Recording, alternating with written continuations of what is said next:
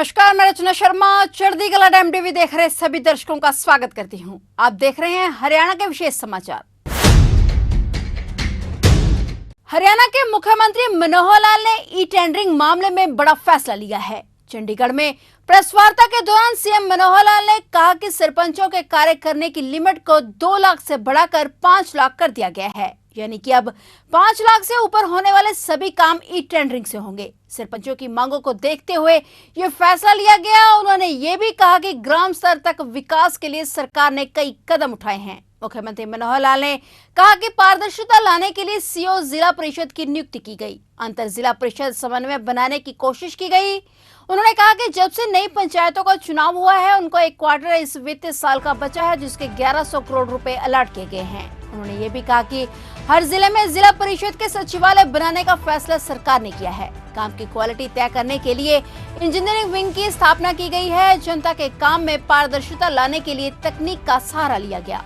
E tendering के जरिए काम की गुणवत्ता और पारदर्शिता सुनिश्चित की गई। उन्होंने कहा कि ग्राम सचिव की एसीआर पर सरपंच टिप्पणी कर पाएंगे।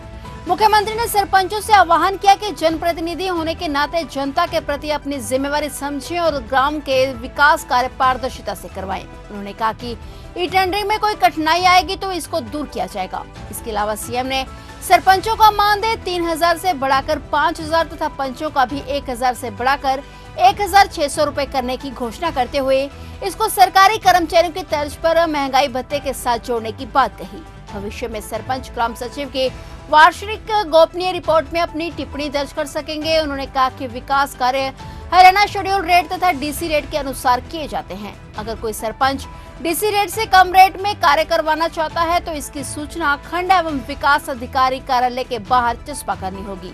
बड़ी पंचायतें एक वित्तीय वर्ष में कुल 25 लाख रुपए तक की राशि के या राज्य वित्त आयोग के कुल अनुदान राशि के 50% तक जो भी कम हो के कार्य कोटेशन पर करवाए जा सकेंगे। ई निविदा के माध्यम से करवाए जाने वाले विकास कार्यों की गुणवत्ता सुनिश्चित करने के लिए तकनीकी कर्मचारी जिम्मेदार होंगे। सरपंच द्वारा करवाए गए विकास कार्यों में गुणवत्ता सुनिश्चित करने की पूर्ण जिम्मेदारी सरपंच की होगी।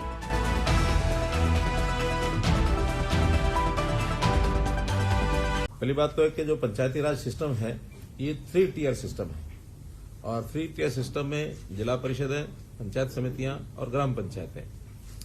कहीं एक मैसेज ये जाता है कि पंचायती राज में केवल पंचायतें ही आती हैं और पंचायतों में भी केवल सरपंच राज जो होता है वही होता है। तो पहली बात तो ये 3 टियर है। दूसरा, ये सरपंच राज के बजाय पंचायती राज इस पर चलने का एक सिस्टम, क्योंकि हम इनको अधिक से अधिक ताकतें नीचे ग्राउंड लेवल पर दें, उसके लिए पिछले कुछ सालों से लगातार प्रयत्न कर रहे हैं। जैसा इंटर डिस्ट्रिक्ट काउंसिल के माध्यम से, जिला परिषद के सीओज के माध्यम से, सीओज की नियुक्ति भी हमने आकर की थी। पहले कोई सीओज की नियुक्ति नहीं होती थी, अब सीओज को भी लगाया गया है और जिला परिषदों को उनको अलग से इंजीनियरिंग डिपार्टमेंट भी उनके लिए खड़ा किया जा रहा है, उनकी कैपेसिटी बिल्डिंग भी कराई जा रही है।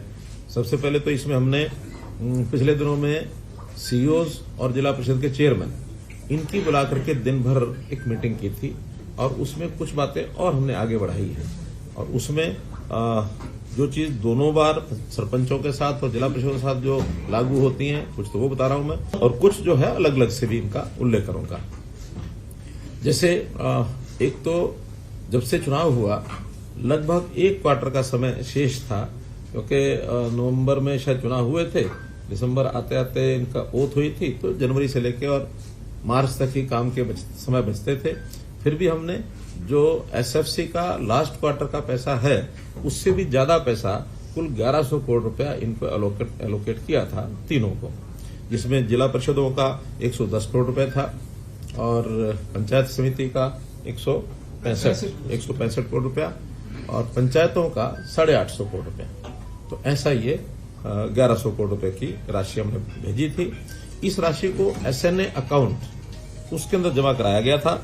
एसएनए अकाउंट एक ज्वाइंट अकाउंट होता है और उस ज्वाइंट अकाउंट में से ही और ये लोग अपने अपने काम के हिसाब से उसमें से पैसा ये निकाल सकते हैं। जो काम हो जाएंगे या जिनके टेंडर हो जाएंगे उसका पैसा उसमें रिजर्व हो जाता है। और उसमें जिला परिषदों को हमने कई जो उस दिन निर्णय किए हैं, पहला तो हर जिला परिषद का अलग से अपना कार्यालय होगा 22 के 22। अभी कहीं एडीसी कार्यालय में बैठते थे, कभी डीसी कार्यालय में 2 कमरे होते थे, कहीं कहीं कोई किराया वराया पर लेकर रखते थे। लेकिन हमने हर एक जिला परिषद का अलग से कार्यालय हो, सीओ वहां सरकारी अधिकारी बैठेगा और जिला परिषद चेयरमैन, वाइस चेयरमैन उनका अपना एक वहां सिस्टम होगा, मीटिंग्स वहां करेंगे, उनका स्टाफ वहां बैठेगा। तो ये सारा एक विषय किया गया है। इंजीनियरिंग विंग की जैसे मैंने बताई उसका गठन किया जाएगा। कर्नाटक में इसका बहुत अच्छा उदाहरण है जिला परिषदों का, वहां अच्छी सशक्त हैं और हमने ये भी किया है कि कुछ प्रतिनिधि जिला परिषद का, एक आध आदमी, एक आध पंचायत समिति का, सरपंचों में से भी, और कुछ हमारे अधिकारी जहां जहां पंचायती राज सिस्टम अच्छा है उसको अध्ययन करने के लिए भी जाएंगे, ताकि वहां क्या अच्छा है उसको बेस्ट प्रैक्टिस जो भी हैं देश भर में उनको अडॉप्ट करेंगे। ये हमने तय किया है। जिला परिषद को हमने जो कुछ काम उनको जिम्मे लगा दिए हैं, जिसमें जिला परिषद बस्क्यू शेल्टर्स, ई लाइब्रेरीज और शिवधाम योजना के अंतर्गत जो शमशान घाट और कब्रिस्तान के जो 4 काम हमने तय किए हैं वो सब, इसी प्रकार से खेत खलियान योजना के अंतर्गत जो 5 क्रम के रास्ते हैं उनको भी अब जिला परिषद ही पक्का करेंगी। पहले अब ये 5 क्रम के जो रास्ते थे, 5 क्रम के तो हैं मार्केटिंग बोर्ड के, 4 क्रम या इससे नीचे के ये जिला परिषद करेंगी। और मार्केटिंग बोर्ड की जो सड़कें हैं उनकी मेंटेनेंस, रिपेयर ये जिला परिषद करेंगी। हर ब्लॉक में 5 बड़े गांव जिनकी सबसे ज्यादा आबादी है या 10,000 के आबादी के सब गांव, अगर वो 5 से ज्यादा भी हैं ब्लॉक में तो वो भी उसके अंदर स्ट्रीट लाइट लगाने की जो व्यवस्था है ये जिला परिषद के द्वारा कराई जाएगी। ग्रामीण क्षेत्र में पीएचसी, स्कूल मरम्मत का कार्य ये भी जिला परिषदें करेंगी। आंगनवाड़ी भवन तथा उसका रखरखाव, मिड डे मील योजना की मॉनिटरिंग और इसका फीडबैक ये भी सब जिला परिषद के जिम्मे लगाया है। स्वच्छता अभियान के अंतर्गत भी जैसे शहरों में म्यूनिसिपैलिटीज कराती हैं, वैसे जिला परिषद घर घर कूड़ा एकत्र करने की प्रक्रिया वो भी उनके माध्यम से शुरू कराई जाएगी। सॉलिड वेस्ट मैनेजमेंट के तहत बायोडिग्रेडेबल, नॉन बायोडिग्रेडेबल कूड़े को जो अलग अलग उसका निष्पादन करना है, सेग्रीगेशन करना है, वो भी उनके द्वारा कराया जाएगा। बड़ा काम है ये जिला परिषदों के माध्यम से और इसको इनिशिएट किया जाएगा। और अब हम हर महीने में जिला परिषद के जो सीईओज हैं और चेयरमैन हैं उनकी मीटिंग अलग अलग से होगी और हर 3 महीने में एक ज्वाइंट मीटिंग इनकी हुआ करेगी, ताकि इनके काम का एक मूल्यांकन ये समय समय पर लगातार हम करते रहें। क्योंकि हम चाहते हैं कि जो काम अभी तक यानी प्रदेश सरकारों के डिपार्टमेंट्स के माध्यम से ही इनिशिएट किए जाते थे, लेकिन इकाइयां बहुत हैं, 6,220 पंचायतें हैं, 150 के लगभग ब्लॉक्स हैं, 22 हमारी जिला परिषद हैं, तो इतने बड़े इकाइयों के काम को डिसेंट्रलाइज करके जितना ज्यादा कराएंगे उतना सेवाओं का लाभ जनता को अधिक मिलेगा। इसी प्रकार एक हमारी पंचायत समिति को लेकर के भी अलग से बैठक होनी है, उनको भी कुछ काम जो हमने विचाराधीन है लेकिन फाइनल करेंगे तो आपको बताएंगे। अभी तो सरपंचेस, क्योंकि सरपंचों का जब चुनाव हुआ उस समय भी कुछ बातें हमने घोषित की थी। एक विचार ऐसा इस बार बना था कि ये सारे काम जनता के जो लिए काम किए जाते हैं उनको अधिक से अधिक पारदर्शी बनाना और जो काम ठीक न करे उसको जवाबदेह बनाना, इसका भी हमने एक अभियान लिया है। जितना पैसा हम भेजेंगे, अब चूंकि टेक्नोलॉजी का जमाना आ गया है तो टेक्नोलॉजी से हर चीज को मॉनिटर भी किया जा सकता है।